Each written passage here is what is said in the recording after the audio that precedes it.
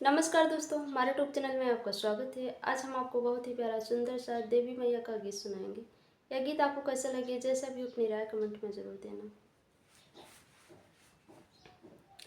देवी मैया की सूरतिया गोरे गोरे बा, मंदिर में भैले जोरे बाना।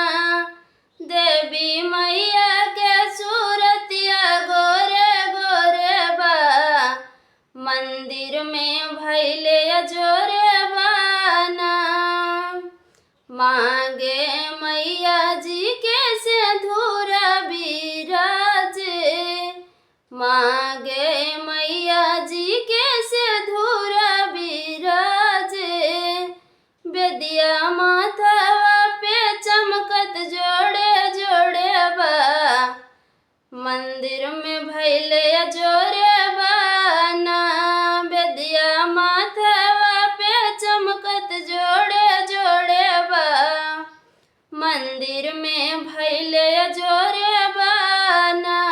देवी मैया के सूरतिया गोरे गोरे बा, मंदिर में भैले जोरे बाना।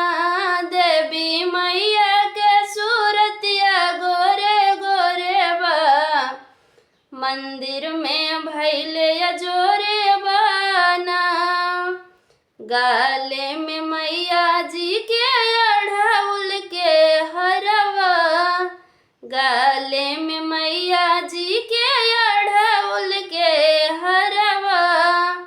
कुंडल कानवा में सोहत जोड़े जोड़े बा, मंदिर में भैले जोरे बाना।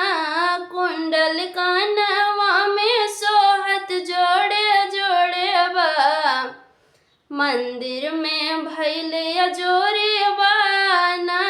देवी मैया के सूरतिया गोरे गोरे बा, मंदिर में भैले जोरे बाना।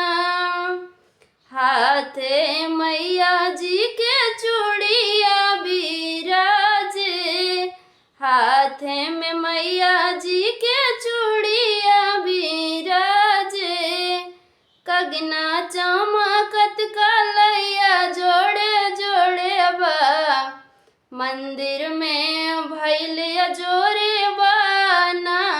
कगना चमकत माई के कलैया जोड़े जोड़े बा, मंदिर में भैले जोरे बाना।